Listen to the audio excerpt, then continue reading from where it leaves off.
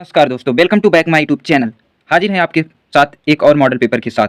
तो आप इस वीडियो को लास्ट तक देखिए, बिल्कुल भी स्किप ना कीजिए, जिससे कल आपको एग्जाम हॉल में बैठने पर पछतावा ना करना पड़े कि आप इस वीडियो को नहीं देखे थे, ये प्रश्न छूट गया था। तो आप इस लास्ट तक जरूर बन रहे। पहले हम बहुविकल्पी प्रश्न को देखेंगे, उसके बाद वर्णात्मक। पहला है, निम्न में कौन 1815 का बयान संधि से संबंधित है? तो कौन है हमारा? नेपोलियन। तो नेपोलियन है हमारा पहला। दूसरा देखते हैं, दूसरा हमारा है, सत्ता की साझेदारी के बेल्जियम मॉडल का मुख्य महत्व क्या है? तो क्या है? सभी जाति समूह से उनकी आबादी के अनुसार शक्ति का साझा किए गई। तीसरा हमारा है, 1928 से 1934 के बीच भारत में गेहूं की कीमत 50% तक क्यों गिर गई? तो क्यों गिर गई? महामंदी के कारण। चौथा है, ब्रिटेन वुड्स नामक संस्था निम्न में कहाँ स्थित है? तो ये हमारा अमेरिका में स्थित है। तो नेक्स्ट है, निम्नलिखित में से कौन सा लक्षण संघीय सरकार से संबंधित नहीं है? तो कौन सा लक्षण है? तो ये हमारा हो जाएगा ऑप्शन नंबर घ, शक्तियों का केंद्रीकरण। छठवां है, निम्नलिखित में सामाजिक विभाजन का कारण क्या है? तो सामाजिक विभाजन का कारण क्या है? धर्म और भाषा। धर्म और भाषा के द्वारा ही लोग समाज से अलग हो जाते हैं। यदि हम लैंगिक विभाजन की बात करें तो उसका क्या अर्थ है? तो स्त्री और पुरुष के मध्य जैविक भिन्नता। नेक्स्ट हमारा राष्ट्रवाद का उदय सर्वप्रथम किस देश में हुआ? तो ये तो हमेशा आता है राष्ट्रवाद का उदय, वेरी वेरी इंपॉर्टेंट, फ्रांस में। ट्यूक मैटरनिक ने हमारी सामाजिक व्यवस्था का सबसे खतरनाक दुश्मन किसे माना है? तो जूस्फे मेटस्नी को। लोकतंत्र शासन व्यवस्था अन्य व्यवस्थाओं से अच्छा है क्योंकि यह नागरिकों में समानता को बढ़ावा देता है।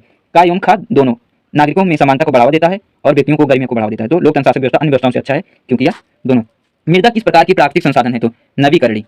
ऑप्शन का हो जाएगा। नेक्स्ट हमारा, निम्नलिखित में से पंजाब में भून संकुचन का मुख्य कारण क्या है? तो अधिक सिंचाई। ये भी आता है, तो आप एकदम वीडियो को लास्ट तक बने रहिए, आपको पूरा most important MCQ and most important प्रश्न देखेंगे। भारत के किस राज्य की शिशु मृत्यु दर निम्नवत है? तो किसका है? तो केरल का है। सार्वजनिक एवं निजी क्षेत्रों को किस आधार पर वर्गीकृत किया जाता है? तो उद्यमों का स्वामित्व। ये भी बहुत आता है। भूक्षरण से क्या तात्पर्य है? भूक्षरण से भूमि की अनुपजाऊ, भूमि की उर्वरता खत्म हो जाती है। गोंडावन कोयला का जमाव किस क्षेत्र में नहीं पाया जाता है? तो चंबल की घाटी, ऑप्शन घा वाला।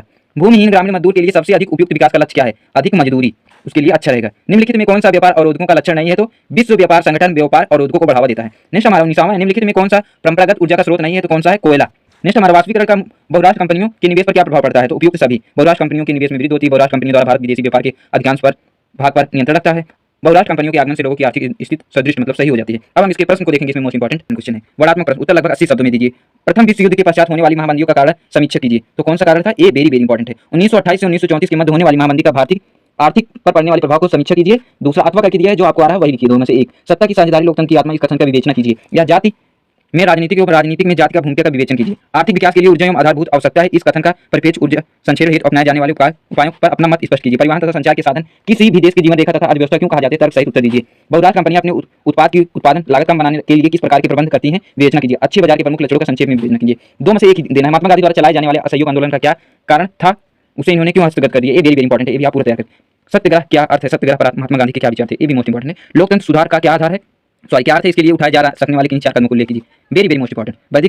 वैध शासन का क्या अर्थ है? लोकतंत्र की उत्तरदायी जिम्मेदारी को वैध सरकार का गठन करती है। वैश्वीकरण का क्या अर्थ है? भी वेरी वेरी इंपॉर्टेंट है। का वैश्वीकरण किसी पर पड़ने वाले प्रभाव का वर्णन कीजिए। भारत में पाए जाने वाले मोटे अनाज का उल्लेख करते हुए इन अनाजों का पैदावार के लिए उपयुक्त भौगोलिक परिस्थिति का वर्णन कीजिए। असंगठित क्षेत्र के लिए सामाजिक विभाजन शिकार क्यों है? आप इस कथन से क्या कारण? सही उत्तर सही। मानव विकास सूचक क्या है? मानव विकास नापने वाली मूलभूत अवयवों का वर्णन कीजिए। मानचित्र संबंधित कार्य, निम्नलिखित स्थान को भारत के रेखा मानचित्र पर दर्शाइए। तो देखते हैं कौन सा है।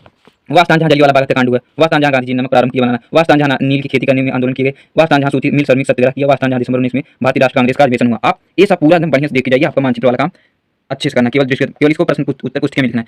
उत्तर, जलियांवाला बाग हत्याकांड किस स्थान गांधी जी ने नमक बनाने का स्थान किससे प्रारंभ किया? नील की खेती करने वाले किसान किस स्थान से आंदोलन किए? सूती मिल श्रमिकों ने कहाँ सत्याग्रह किया? दिसंबर 1920 में भारतीय राष्ट्र कांग्रेस का अधिवेशन किस स्थान पर हुआ? दिए हुए भारत के मानचित्र पर दर्शाइए। तो इसे पश्चिम बंगाल का उद्यम चिन्ह द्वारा दर्शाइए। नर्मदा नदी पर बना बांध चिन्ह द्वारा ऐसे दर्शाइए। और महानदी पर चिन्ह द्वारा जैसे जैसे चिन्ह दिया रहेगा आप वहाँ स्थान पर झारखंड कोयला क्षेत्र चिन्ह द्वारा दर्शाइए। भारत के पूर्व तट स्थित एक पतनमान बंदरगाह चिन्ह द्वारा दर्शाइए।